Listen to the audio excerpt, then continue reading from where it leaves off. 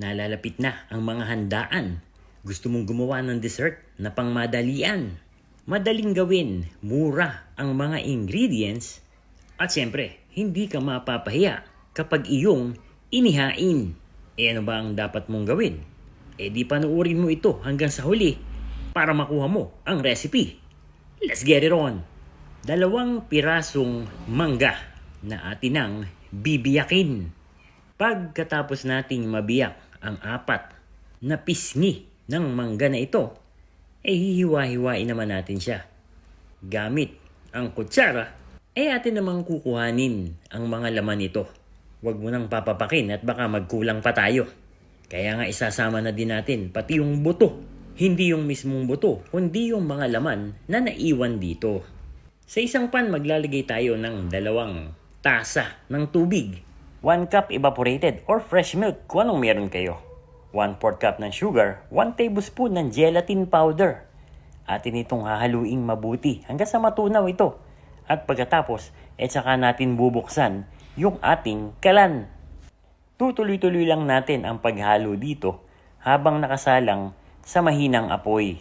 At pag ito ay malapit ng kumulo, yung bang may bula-bula na sa kanyang gilid, hanguin mo na. Isasali na natin ito sa isang lalagyan at atin na itong palalamigin hanggang sa ito ay mag-set. So habang hinihintay natin na mag-set, ilalagay na natin yung kalahati ng ating mangga na hiniwa. Ilalagay lang natin hanggang sa mapuno ito, pero magtitira tayo ng 1 cup dahil may paggagamitan pa tayo dito. So ito na nga yung 1 cup at atin itong dudurugin gamit ang tinidor. At kapag ito ay nadurog na, set aside muna natin yan.